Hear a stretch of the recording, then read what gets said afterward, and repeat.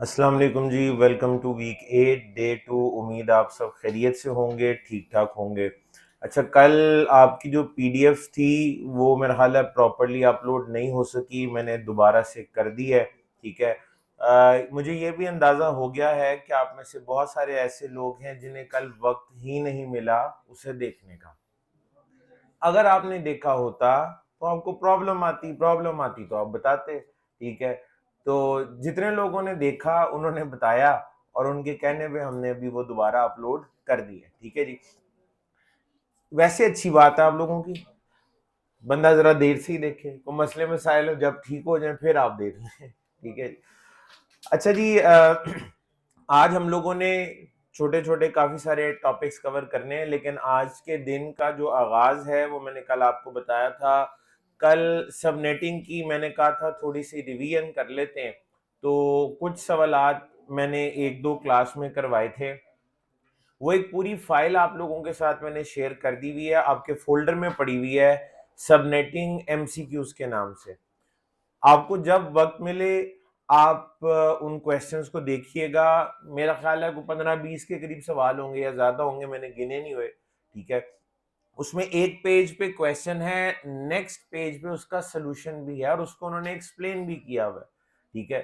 पहले तो आप कोशिश ये कीजिएगा कि वो क्वेश्चन आप खुद सॉल्व करें। ठीक है। जितना भी वक्त लगे थोड़ा सा उस पे उसके साथ दिमाग लड़ाएं। ठीक है। और जब हिम्मत हार जाएं तो फिर आप उसके सोल्यूशन की तरफ जाइएगा। लेकिन एक सवाल जो है वो मैंने कहा था हम अभी आज क्लास में करेंगे। तो आज के दिन का जो आगाज है वो एक सबनेटिंग के क्वेश्चन से करते हैं, करना आपने है। मैं आपको करते हुए देखूंगा, आप सॉल्व करेंगे। होपफुली इसमें कोई बहुत ज्यादा वक्त आपको नहीं लगेगा। ठीक है। आप कर लेंगे। फायदा यह है, इससे आप सूनर और लेटर ये आपके काम जरूर आएगी। उसके बाद फिर हम आज के टॉपिक्स पे बात करते हैं। जनाब, वो जो क्वेश्चन है सबनेटिंग वाला वो मैं आपके साथ अभी शेयर करता हूँ आपकी स्क्रीन के ऊपर। जी, ये रहा सवाल। कोई इतना मुश्किल सवाल नहीं। अगर आपको ये महसूस हो किसी भी स्टेज पे कि ये मुश्किल है, तो उसका मतलब है आप फिर किसी गलत ट्रैक पे सोच रहे हैं। तो मुश्किल सवाल बिल्कुल नहीं है। जो आपने सबनेटिंग पढ़ी हुई है, जो तरीके पढ़े हुए हैं, ये उनसे सॉल्व हो जाता है। थोड़ा सा वक्त आपको लग सकता है, लेकिन सॉल्व ही हो जाएगा। तो मैं आप सब लोगों को स्ट्रांगली रिकमेंड करूंगा, हाथ पे हाथ रख के मत बैठें, स्क्रीन को ना देखें। ठीक है जी। मतलब देखते ना रहें, देख के और उसके बाद फिर सॉल्व करें।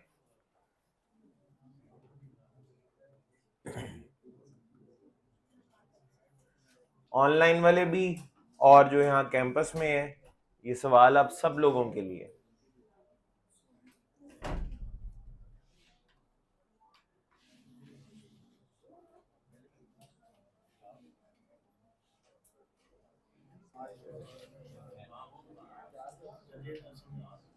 जी। ओके जी। जो आपको वक्त दिया गया था वो मुकम्मल हो गया है। उम्मीद है आप में से बहुत सारे लोगों ने बड़ी अच्छी कोशिश की होगी। कुछ ना कुछ नताइज निकले होंगे। वो गलत भी हो सकते हैं, वो सही भी हो सकते हैं। सबसे पहले मैं ये बता दूं कि अगर आप एग्जाम ना दे रहे हो और ऐसी सिचुएशन आपके सामने आए, तो चैट जीपीटी की मदद लेना आप पे वाजिब है।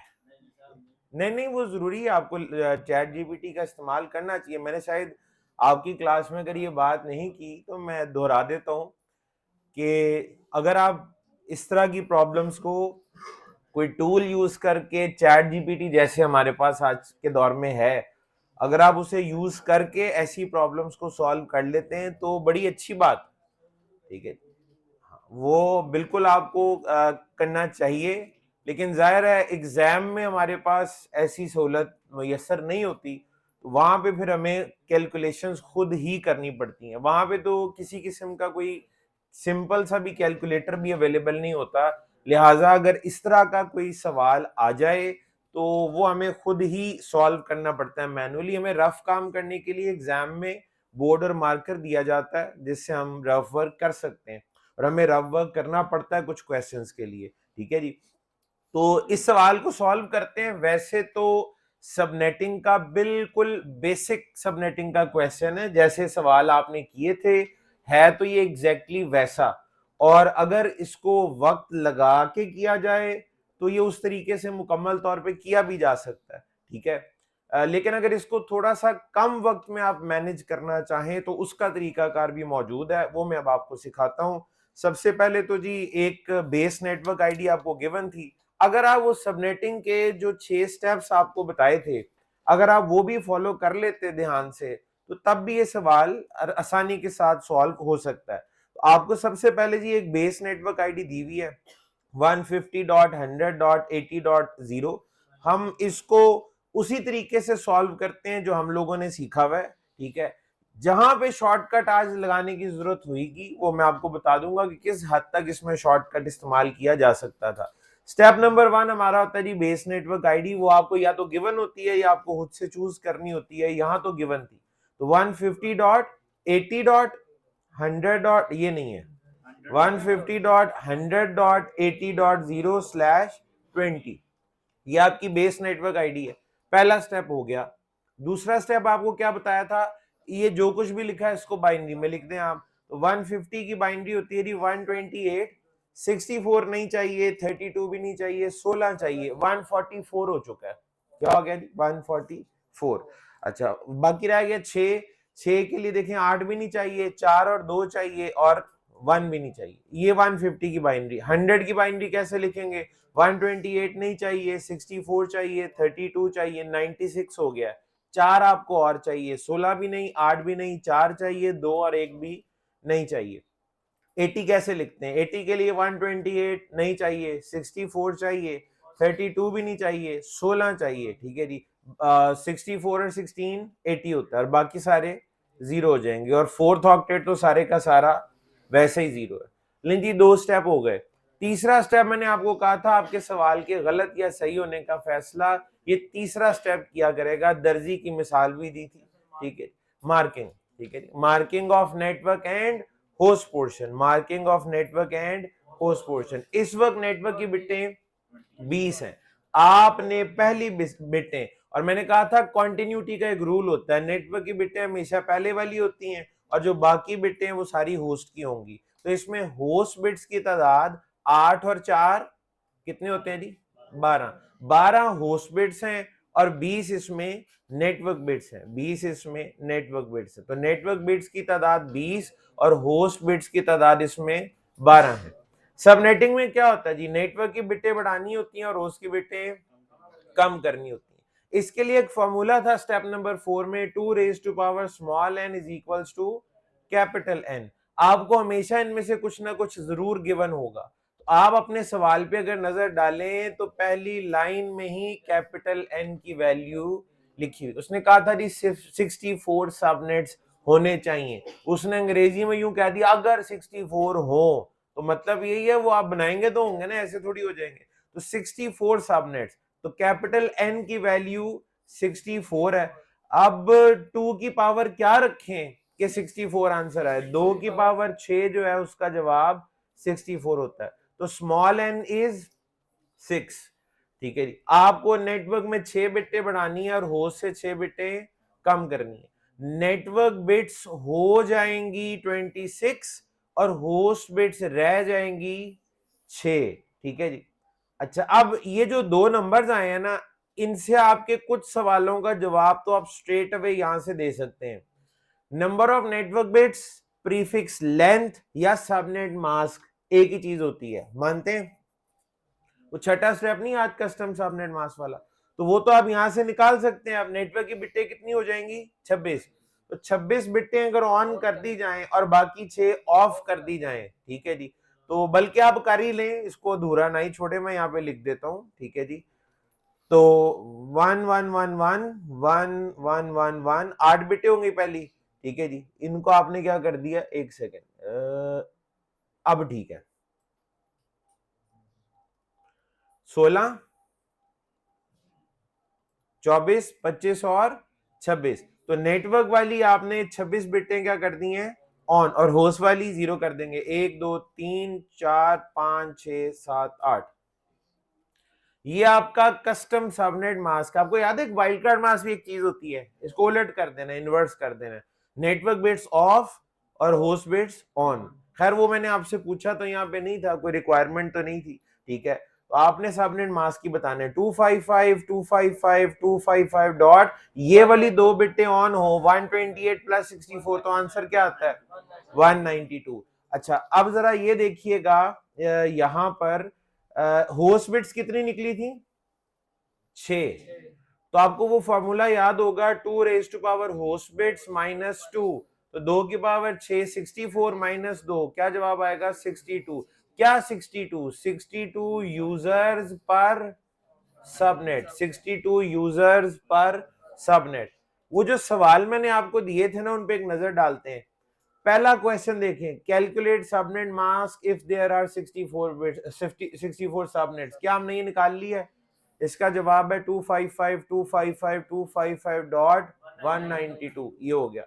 उसके बाद यहाँ पे एक सवाल है, ये how many IP addresses are there in each subnet, तो इसका जवाब अभी अभी निकला है 62 यूजर्स या 62 आईपी एड्रेसेस या 62 होस्ट्स पर सबनेट, तो 62 आईपी एड्रेसेस होंगे हर सबनेट के अंदर। तो ये वाले दो सवाल तो आपके सॉल्व हो गए, ठीक है जी। उसके बाद कहता है first and last IP address of first subnet, ठीक है जी। फिर उसके बाद write down 20th and 50th IP address of 50th subnet, write down broadcast ID of last subnet. अब साफ नजर आ रहा है। अच्छा आपको याद है हमारे 6 स्टेप की कैलकुलेशन में एक ही स्टेप बाकी रह गया, 5वां स्टेप जो होता था जिसको हम एंड पे करते होते थे, ठीक है। और मैं हमेशा ये कहता था वही एक ऐसा स्टेप है जिसमें लोग जरा थोड़े कंफ्यूज हो जाते हैं या कोई बंदा आगे पीछे हो जाता है, ठीक है। तो वही स्टेप बाकी है, उसे अगर आप मुकम्मल कर लें तो आपको बाकी के तमाम सवालों का जवाब मिल जाएगा। अब उस स्टेप में आपने करना क्या होता है, आपने कहा नेटवर्क में 6 बिटें ऐड करनी है। अब वो 6 बिटें एग्जैक्टली होंगी कैसे, हमें वो कॉन्टिन्यूटी वाला रूल याद है। कॉन्टिन्यूटी वाला रूल ये कहता है कि आपने नेटवर्क की बिटें कॉन्टिन्यूटी में बढ़ानी है। अब पहले 20 थी ना और आपने 26 तक लेके जाना है, तो कॉन्टिन्यूटी ये है कि इसके साथ फिर 21 22 23 24 25 और 26, ये जनाब आपकी वो 6 बिट्स हैं जो आपको नेटवर्क पोर्शन में ऐड करनी है। और ऐड करने का और होस्ट से कम करनी है। ऐड करने का अब ये मतलब नहीं होता कि इन बिट्स को यहां से उठा के कहीं और मूव कर दिया जाएगा, ये बिटें यहीं रहेंगी, इनका रोल बदल जाएगा। पहले ये होस्ट के लिए काम करती थी, होस्ट के लिए कॉम्बिनेशन बनाती थी, अब ये नेटवर्क के लिए कॉम्बिनेशन बनाएंगी। और 6 बिटें कितने कॉम्बिनेशन बनाती हैं 64, 6 बिटें 64 कॉम्बिनेशन बनाती हैं, ठीक है जी। तो अब एक तरीका जो कड़वा घूंट है, अगर वो आप पी लेते कि इन 6 बिटों के 64 कॉम्बिनेशन अगर आप बना लेते तो किससे ही खत्म हो जाना था।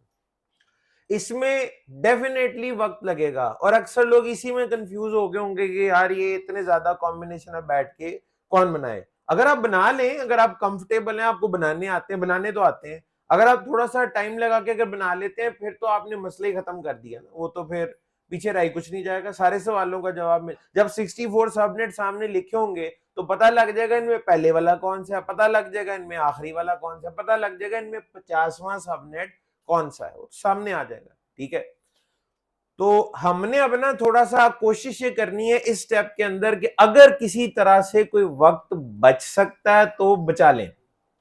तो वो थोड़ा सा वक्त आप इसमें बचा सकते हैं, बहुत ज्यादा तो नहीं लेकिन थोड़ा सा वक्त इसमें बच सकता है, वो मैं आपको बता देता हूं। टिपिकल तरीका तो भाई यही है, इन 6 बिटों के कॉम्बिनेशन लिख डालें, ठीक है। लेकिन हम थोड़ा सा वक्त बचाने की कोशिश करते हैं। आपको याद है मैं हमेशा इस वाले स्टेप को उठा के नेक्स्ट पेज पे लेके जाता हूं 5वें स्टेप के लिए और फिर हम इसको अलग से डील किया करते हैं, आज भी यही होने वाला है। अच्छा अब हैं ये 6 बिटें, लेकिन 6 बिटें ना एक ऑक्टेट के अंदर नहीं है। हमें वैसे तो पता है 6 बिटों के कॉम्बिनेशन कैसे बनते हैं, लेकिन यहां पे ना एक छोटा सा एक ट्विस्ट है। 4 इनमें ऑक्टेट नंबर 3 में है और 2 बिटें इनमें ऑक्टेट नंबर 4 में है। 4 बिटें ऑक्टेट 3 में है और 2 बिटें ऑक्टेट 4 में। ऑक्टेट 3 वालों को देखें, इनकी वैल्यू पता है ना आपको 1 2 4 8 आगे 16 32 ये सिलसिला चलता है, लेकिन इन 4 बिटों की वैल्यू तो यही है ना 1 2 4 8। अब जरा ऑक्टेट 4 वालों को देखें, यहां कहानी में ट्विस्ट है। 1 2 4 8 16 32, इन दो बिटों की वैल्यू क्या है 64 और 128, 64 और 128, और इनकी 1 2 4 और 8, ठीक है। अच्छा, दो बिटों के कितने कॉम्बिनेशन होते हैं? पहले तो आसान वाले से डील कर लेते हैं ना, 4। पहला कॉम्बिनेशन, चले पहला भी लिख देता हूं, पहला होता है 0 0, फिर 0 1, फिर 1 0 और फिर 1 1, ऐसा ही है। लेकिन ये जो जिन दो बिटों के कॉम्बिनेशन आपने ये लिखे हैं, उनकी वैल्यू भी ऊपर लिखी हुई है, ठीक है। 64 एंड 128। अच्छा, अगर ये दोनों ही बिटें 0 होंगी तो जवाब क्या आएगा? 0।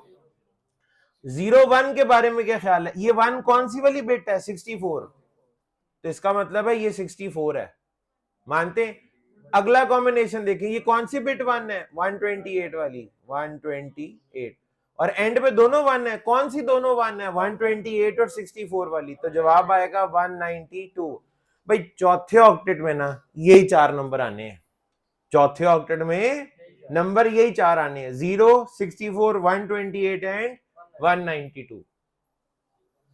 इनके अलावा और कोई नंबर नहीं आएगा। 0 आएगा, 64 आएगा, 128 आएगा और 192 आएगा। आप साथ हैं? सब साथ हैं। इन 4 बिट्टों को देखें, इन 4, ये टिपिकल वाली 4 बिट्टें 1 2 4 8 जो हमेशा से होती आई हैं, ठीक है। ये वो वाली 4, ये वही 4 बिट्टें जिससे एक हेक्साडेसिमल भी बनता है, 1 2 4 8, ठीक है जी। इन 4 बिट्टों के कितने कॉम्बिनेशन होते हैं? 16। 4 बिट्टों के 16 कॉम्बिनेशन होते हैं। हमें वो कॉम्बिनेशन भी पता है कि अगर इन वाली 4 बिट्टों के 16 कॉम्बिनेशन होंगे तो वो डेसिमल में क्या होंगे हम लिख भी सकते हैं, लेकिन कोई जरूरत ही नहीं लिखने की। वो पता क्या होंगे? 0 1 2 3 4 5 6 7 अप टू कहां तक जाएंगे? 15 तक। जी सर। सर आज इस वक्त ना माहौल बहुत गर्म हुआ, आज तो हाँ बाद में रख लें। अच्छा जी, ये समझ ही कुछ नहीं आनी थी अभी, इतनी मुश्किल से तो आपको यहाँ पे लाया हूं मैं। अच्छा, ये 4 बिट्टे, ठीक है जी। ये वाली 4 बिट्टे वो हैं 1 2 4 8, 1 2 4 8।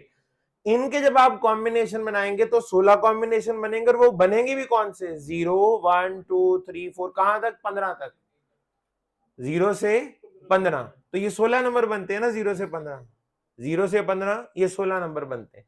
अब कहानी में ट्विस्ट ये है कि ये जिस ऑक्टेट की आप बात कर रहे हैं ना, इसमें ऑलरेडी 2 बिटें ऑन हुई हुई हैं, 64 वाली और 16 वाली, जिसको ऐड करने पे 80 आया हुआ है, 80 ऑलरेडी आया हुआ है, मानते हैं। थर्ड ऑक्टेट में तो 80 पहले से ही था, उसमें आपने मजीद कितने कॉम्बिनेशन ऐड कर दिए? 16, और वो हैं कौन से? 0 1 2 3। अच्छा, 80 में 0 ऐड करें 80, 80 में 1 ऐड करें 81, फिर 82 83 84, 16 है ना। 80 से 16 नंबर आगे जाना है, 80 को गिन के जाना है क्योंकि पहला 0 है। 95। तीसरे ऑक्टेट में जो 16 कॉम्बिनेशन बनेंगे वो यूं बनेंगे 80 81 82, चलते चलते कहां तक जाएंगे? 95 तक। 80 से लेकर 95 तक हो गए ये 16 कॉम्बिनेशन। तीसरे ऑक्टेट में 16 कॉम्बिनेशन, चौथे ऑक्टेट में 4 कॉम्बिनेशन। 16 तीसरे में और 4 चौथे में। 16 इंटू 4 64। कितने सबनेट बनने हैं? 64, और वो यही वाले बनेंगे। आपको बताता हूं कैसे।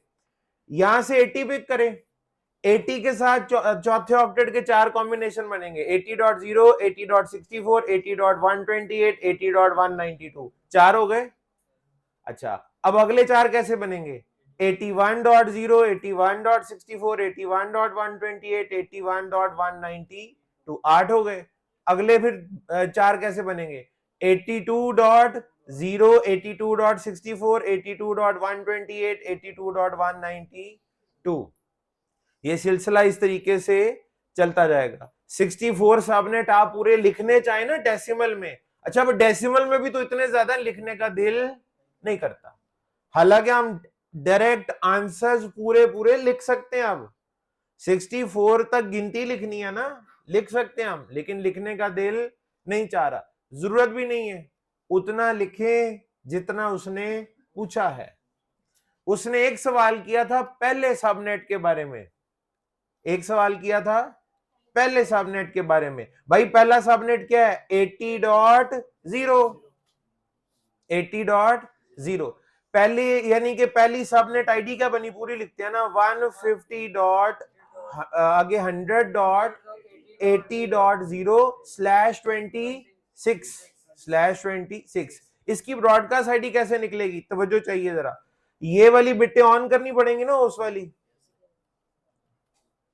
ये वाली बिटें ऑन करनी पड़ेंगी। तो इनको ऑन करने से जवाब क्या आएगा? ये वाली 6 बिटें अगर ऑन हो ना तो 63 आंसर आता है।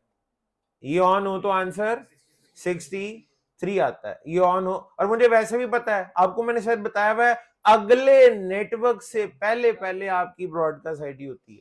ठीक है जी, तो 150.100. आपको ये अगला नेटवर्क तो फलाना नेटवर्क देखने की जरूरत नहीं है, ये तो पता ना उसकी बिटें ऑन करने से ब्रॉडकास्ट आईडी आ जाती है। तो वही करें, 150.80.63, ऊपर नेटवर्क आईडी, नीचे ब्रॉडकास्ट आईडी। आईपी कहां पाए जाते हैं? नेटवर्क आईडी और ब्रॉडकास्ट आईडी के दरमियान। पहले सबनेट का पहला आईपी बताएं, 150.100.80.1।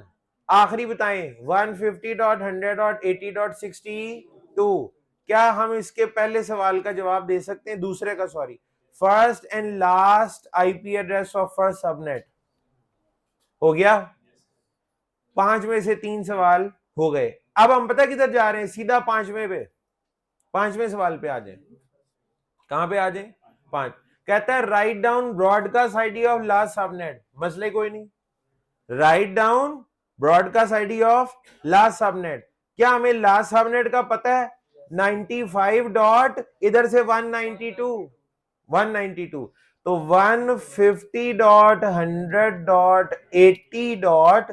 ठीक है जी, सॉरी 80 नहीं, 95.192 इसकी नेटवर्क आईडी या सबनेट आईडी है, /26। ब्रॉडकास्ट आईडी क्या होगी? ये वाली 2 बिटें 1 है ना, नेटवर्क वाली 128 और 62 64 वाली 1 की भी है ना 192 लिखने के लिए। अगली आपको खुद 1 करनी है जो उस वाली है। तो अगर 8 बिटें 1 हो जाए तो क्या होता है? 255। तो 150.100.95.255 इसकी ब्रॉडकास्ट आईडी फिर क्या हुई? यही तो ब्रॉडकास्ट आईडी है, यही पूछी थी उसने। आखिरी सबनेट की ब्रॉडकास्ट आईडी पूछी थी ना, तो आखिरी सबनेट तो आपने बहुत देर पहले का लिख दिया है, 95.192 होगा आखिरी सबनेट ये है। इसमें 192 लिखने के लिए भाई 192 यू लिखते हैं ऐसे, और ये इसमें होस्ट की बिटें हैं, साथ है 192 ऐसे लिखते हैं और इसमें होस्ट की 6 बिटें हैं। ब्रॉडकास्ट आईडी लिखने के लिए क्या करना पड़ता है? उसकी बिटों को ऑन। तो आप जब इनको ऑन कर देंगे तो इसका आंसर क्या आएगा? 255। तो ये ब्रॉडकास्ट आईडी है, आखिरी सबनेट की ब्रॉडकास्ट आईडी। तो यही पूछी थी उसने, यही पूछी थी। एक और सवाल हो गया, 5 हो गया आपके। इसमें थोड़ा सा मुश्किल क्वेश्चन अगर आप कह लें तो वो तीसरे वाला था। इसके लिए आपको एफर्ट, इसका कोई टोटका नहीं है, बस इतना ही टोटका जितना आप कर चुके हैं।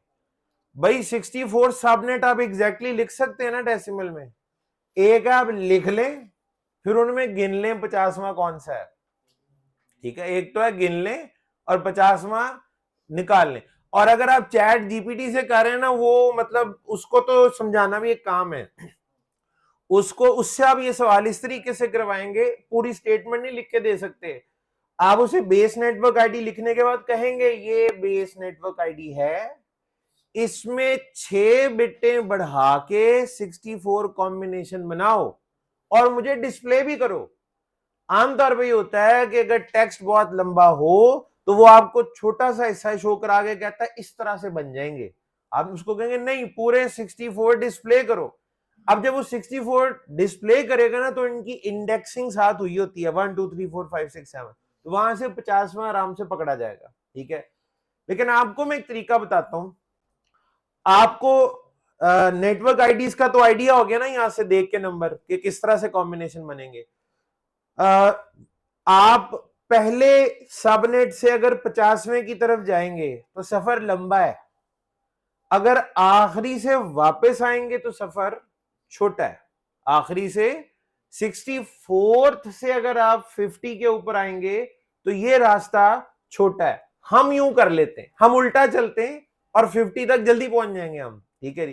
तो जरा आखिरी जो सबनेट है आपका वो मैं यहां पे लिखता हूं। आखिरी सबनेट क्या था, आखिरी नेटवर्क अभी अभी 95.192, जरा साथ रहिएगा, 95 और 192।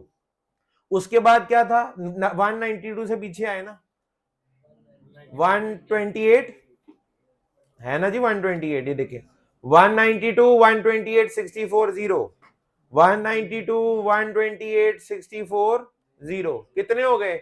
ये कौन से वहां वाला था, 64 63 62 61, यहां तक कितने हो गए 61, पीछे आते जाएं। अब यहां पे आप क्या कर लें 94, फिर वही 192 128 64 0, ये कौन सा है 60 59 58 और ये 57, हम करीब पहुंच रहे हैं, 57 तक हम पहुंच गए। 93, ठीक है जी, 192 128 64 0, ये 56 55 54 53, 92 192 128 64 और 0, 52 51 50, ये पकड़ा गया जी। ये था 50वां सबनेट, ठीक है जी। तो इसको आप लिखेंगे 150.100.92 92.64/26, ये 50वां सबनेट है। उसने आपको कहा था 50वें सबनेट का 20वां और 50वां आईपी बताएं। ये बहुत आसान होता है, 20वां और 50वां आईपी बताएं। नेटवर्क आईडी में उसने आपको कहा ना 20वां, तो नेटवर्क आईडी में 20 ऐड कर दें, यहां पे 20 ऐड कर दें, क्या जवाब आएगा 84। 150.100.92.84, ये 20वां आईपी है 50वें सबनेट का, ये 20वां आईपी। जो आपसे कोई पूछा ना फलान नेटवर्क का इतनावां आईपी बताएं, तो नेटवर्क आईडी में वो वाला नंबर ऐड कर दें, आपके पास आंसर आ जाएगा। नेटवर्क आईडी में वो वाला नंबर ऐड कर दें, आपके पास आंसर आ जाएगा। इसके बाद उसने क्या कहा था 50वां, तो 64 में जरा 50 ऐड करें, नेटवर्क आईडी है ये 64 में 50 ऐड करें, 150.100.92. हो गया 50 ऐड, 114 114, ये 50th आईपी है। 50वीं नेटवर्क आईडी निकाले, नेटवर्क आईडी में जितने नंबर का आईपी चाहिए वो वाला नंबर आपने क्या करना होता है ऐड, ठीक है। आपको कोई कहे 40वां आईपी बताओ, तो 64 + 40, ठीक है, कितना हो जाएगा 104, तो 104 40वां आईपी है।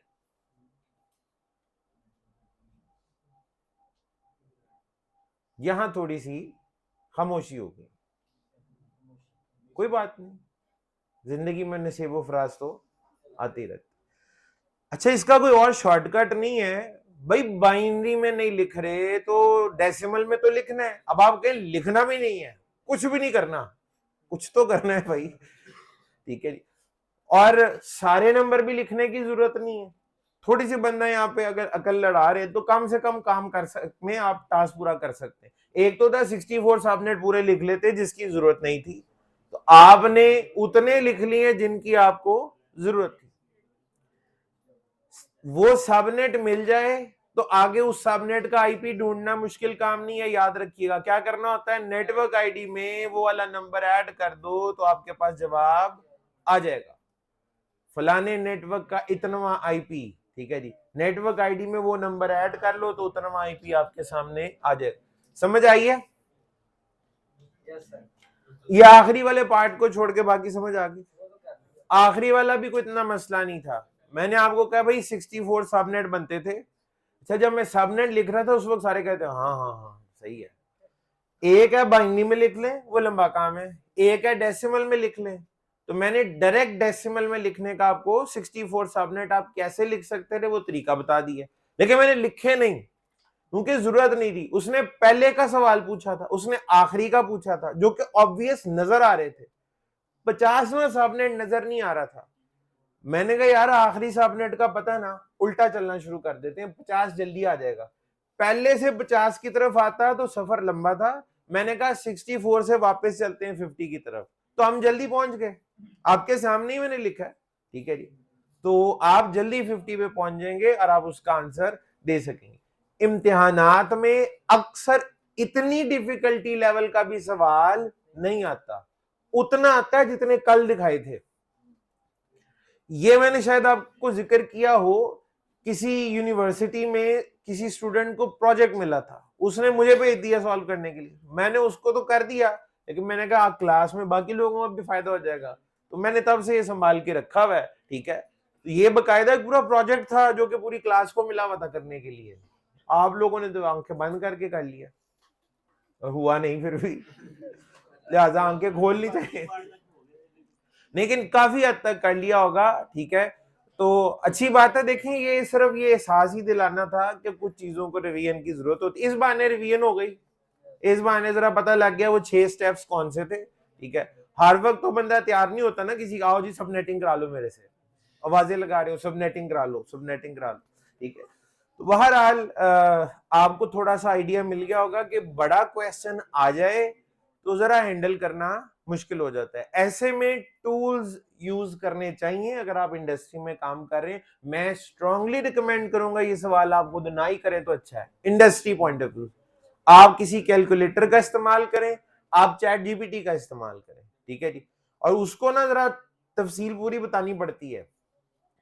ये बेस आईडी है, इसमें 6 बिट्टे बढ़ा के तुमने 64 कॉम्बिनेशन बनाने हैं और वो डिस्प्ले कर दो। आप जरा इसको क्रॉस चेक कर लीजिएगा चैट जीपीटी से, क्या वो आपको यही सोल्यूशन निकाल के देता है जो हम लोगों ने किया है, ठीक है जी। चलें जी आगे बढ़ते हैं, आज के टॉपिक्स पढ़ते हैं जी। आज जो हमने लैब टॉपिक्स पढ़ने हैं उनको इंप्लीमेंट करते हैं। अच्छा, अब जरा GNS3 के हवाले से मैं कुछ चीजें बता दूं। मैंने आप लोगों को कल कहा था कि आप लोग जो है वो कोशिश करें जल्द से जल्द GNS3 अपने पास इंस्टॉल कर लें। मुझे ये बड़े अच्छे तरीके से पता है कि पहली दफा में बहुत कम ही लोग ऐसे होंगे जिनका GNS3 इंस्टॉल हो जाएगा, ठीक है। कुछ तो करेंगे बड़ा लेट, आराम आराम से अपनी स्पीड के लिहाज से। जो कुछ करेंगे उन्हें प्रॉब्लम्स भी आएंगी, उन्हें इश्यूज भी आएंगे। इसमें पहली टिप ये है कि मैंने आपको जो इंस्टॉलेशन की वीडियो दी हुई है, आप उसे एक दफा अच्छे से देख लें और आइडेंटिफाई कर लें आपको इंस्टॉलेशन के लिए किस किस फाइल की जरूरत है जो कि उस फोल्डर में मौजूद है, ठीक है जी। उसमें सबसे अहम चीज एक तो GNS3 का सेटअप है जो मेरे फोल्डर में भी पड़ा हुआ है, और मैंने आपको कहा था gns3.com पे जाके वहां से आप फ्री डाउनलोड कर सकते हैं। वो आपसे साइन अप करवाएगा, वही यूजर नेम ईमेल शीमेल पहली दफा आप एंट्री करवाएगा आपसे। उसके बाद आप लॉग इन करेंगे और फ्री GNS3 का सेटअप डाउनलोड कर लें, जो लेटेस्ट वर्जन है। आज कोई नया वर्जन आया है आप वो डाउनलोड कर लें। उसके बाद मेरी वीडियो देखते हुए इंस्टॉलेशन को जारी रखें, GNS3 इंस्टॉल हो जाएगा। और उसके बाद आपको एक जो अहम काम करना होता है वो ये कि मैंने आपको कहा था उसमें रियल iOS इमेजेस आप चला सकते हैं। वही iOS इमेज जो एक राउटर पे चलता है, एग्जैक्टली वही इमेज आप GNS3 में रन कर सकते हैं अपने सिस्टम पे। वो इमेजेस भी आपके पास होने चाहिए ना। वो मैंने आपके सॉफ्टवेयर वाले फाइल में फोल्डर में, मैं जरा फोल्डर भी साथ ओपन कर लूं ताकि आप लोगों को समझ आती जाए। ये आपका फोल्डर है, सॉफ्टवेयर में आया। यहां पे ना मैंने GNS3 का ये एक सेटअप रखा भी हुआ है, आप डायरेक्ट इसे डाउनलोड करके भी सेटअप रन कर सकते हैं। ये ना एक वर्जन अब पुराना हो गया है, इससे एक वर्जन अपडेट आ गई भी है। आप वो डाउनलोड करना चाहते हैं तो gns3.com से डाउनलोड कर लें, ये भी कर लें, कोई खास फर्क नहीं पड़ेगा आपको। अच्छा, उसके बाद आप ऊपर देखें तो ये 1 2 3 4 डिफरेंट iOS इमेजेस मैंने यहीं पे रखे हुए हैं। ठीक है जी।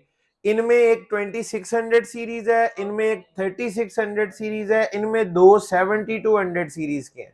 ठीक है जी।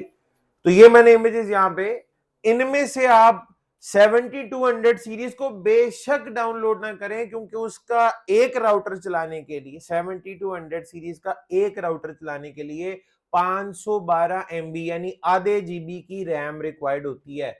दो राउटर आपने वो चला दिए तो 1 GB रैम तो सीधी सीधी उसके पास चली जाएगी, और वो चला के कुछ खास अचीव नहीं होना। ठीक है। 7200 सीरीज हमें उस वक्त रिक्वायर्ड होता है अगर हम कोई सर्विस प्रोवाइडर ट्रैक की कोई लैब कर रहे हो। तो ये 3600 एंड 2600, ठीक है, ये तकरीबन 192 MB के करीब आपकी एक डिवाइस, एक राउटर लगाएंगे तो इतनी रैम एक डिवाइस लेगी। ठीक है जी। तो लिहाजा 26 एंड 36 डाउनलोड ये दो कर लें आप, 2600 सीरीज और 3600 सीरीज, ये दो इमेजेस आपने डाउनलोड करने। मैंने अपनी इंस्टॉलेशन के दौरान आपको जो वीडियो बनी हुई है उसमें मैंने बताया होगा कि इन इमेजेस को आपने किस फोल्डर में रखना है। अल्टीमेटली GNS3 इंस्टॉल होने के बाद इमेजेस का एक फोल्डर बनता है, उस फोल्डर में जाके आपने इनको बस इमेजेस के नाम से फोल्डर होगा, उसके अंदर अगर कोई सब फोल्डर बना हुआ है ना, उसमें नहीं, इमेजेस का फोल्डर में जाके उसके अंदर ही फेंक देना। बस अंदर कोई सब फोल्डर है जैसे कीमो के नाम से, QEMU के नाम से होगा, उसमें नहीं, बस बाहर ही रख देना आपने, दैट्स इट। और बाकी के स्टेप्स आप आगे देख के कर सकते हैं। ठीक है। एक तो ये चीज, इसका ख्याल रखना है। दूसरा, आपने GNS3 आपके सिस्टम में ना, माइक्रोसॉफ्ट विंडोज की अपनी एक फायरवॉल होती है, वो बाय डिफॉल्ट इनेबल्ड ही होती है। ठीक है। आपने क्या करना है, मैं ये विंडो की प्रेस करूं, अक्सर लोगों को ये एरर भी आई है, मुझे व्हाट्सएप के ऊपर लोगों ने भेजा था। तो ये मैंने विंडो की प्रेस की, अलाउ यहां पे लिख रहा हूं, मैंने सिर्फ अभी अलाउ लिखा है, तो allow an app through Windows firewall आ जाएगा आपके सामने, allow an app through Windows firewall. आप इस पे चले जाएं, यहां पे चेंज सेटिंग्स पे क्लिक कर दें। ठीक है जी। और उसके बाद अब लेफ्ट साइड पे ध्यान से आपने देखता जाना है, GNS3 रिलेटेड कोई भी आपको एप्लीकेशन, एक तो ये डायनामिक्स देख रहे हैं, ये सबसे इंपॉर्टेंट है। डायनामिक्स एक्चुअली, ये जो आप सिस्को के इमेजेस चला रहे हैं ना, इनके बैकएंड पे जो एक्चुअल आप कह लें जो इमुलेटर है वो डायनामिक्स है। GNS3 एक ऐसा प्लेटफॉर्म है जो आपको ग्राफिक्स दे रहा है। ठीक है जी। एक्चुअल इनके लिए जो सिमुलेटर है दैट इज डायनामिक्स। एक तो ये डायनामिक्स क्या क्या आपने देखना है, प्राइवेट और पब्लिक दोनों चेक बॉक्सेस पे टिक होना चाहिए, बाय डिफॉल्ट इनमें से एक पे होगा, तो आपने डायनामिक्स के आगे दोनों चेक कर देने हैं। उसके बाद नीचे आए, पहला क्या जी, डायनामिक्स के सामने प्राइवेट पब्लिक दोनों को अलाउ। नीचे आए तो आपको GNS3 से रिलेटेड ये दो जगहों पे नजर आ रहा है, GNS3 सर्वर और GNS3 U ब्रिज। आपने इन दोनों के सामने भी प्राइवेट पब्लिक दोनों को चेक कर देना, ये टोटल 3 बन गए। बस डायनामिक्स और GNS3 की दो आपको यहाँ पे सर्विसेज चलती हुई नजर आ रही हैं, उन दोनों को पब्लिक और प्राइवेट पे चेक करके नीचे से आपने कर देना है ओके। इसके बाद अगर आप GNS3 रन करेंगे तो आपको कोई एरर नहीं आएगी। अदरवाइज GNS3 की सर्विसेज अगर ब्लॉक्ड होंगी बाय फायरवॉल तो ये होंगे, नेटवर्क एप्लीकेशन है वो इसे ब्लॉक कर देता है। ठीक है जी। तो बाय डिफॉल्ट वो आप उसको चला नहीं सकेंगे डिफॉल्ट सेटिंग्स के साथ। मेक श्योर करें कि आप ये तीन चीजों को पब्लिक प्राइवेट दोनों में चेक कर लीजिएगा। ठीक है जी। उसके बाद आपने ओके कर देना है, दैट्स इट। इतनी सी चेंजेस चाहिए, ये उन लोगों के लिए है जिन्हें प्रॉब्लम आ रही है। ठीक है जी। तो आप उसका सोल्यूशन, वो जो भी प्रॉब्लम है उसका सोल्यूशन ये है। इंस्टॉलेशन आपकी हो जाएगी, ये पूरा हफ्ता आपके पास है, इसमें आप इंस्टॉलेशन कर लें। प्रॉब्लम आती है जवाद साहब या मुझसे राब्ता करें। ठीक है जी। मैं कोशिश करूंगा आपको जितनी सपोर्ट कर सकूं मैं आपको कर दूंगा, आपको गाइड कर दूंगा। इसके बाद वैसे जरूरत रहेगी नहीं।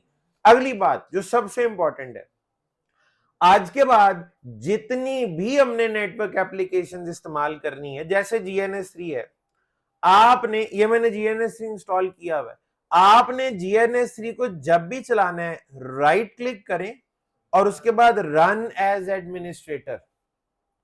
आपने GNS3 और इसके अलावा जितनी एप्लीकेशंस भी मैं आपको बताऊंगा, आपने उनको रन एज एडमिनिस्ट्रेटर करके चलाना है। उसकी वजह यह है इनमें बहुत सारे ऐसे फीचर्स हैं जिनके लिए एडमिनिस्ट्रेटिव राइट्स, प्रिविलेजेस या परमिशंस चाहिए होती हैं, ठीक है जी। अगर आप रन एज एडमिनिस्ट्रेटर करके नहीं चलाएंगे तो आपके अक्सर ऐसे टास्क हैं जो मुकम्मल नहीं हो सकेंगे, ठीक है जी। तो आप आदत बना लें कि इसको रन एज एडमिनिस्ट्रेटर करके चलाएं। अगर आपको भूलता है तो इसका भी सोल्यूशन है, आप प्रॉपर्टीज में जाएं, राइट क्लिक करके प्रॉपर्टीज, ठीक है जी। यहां पे आपको कंपैटिबिलिटी नजर आएगा ऊपर, ये कंपैटिबिलिटी।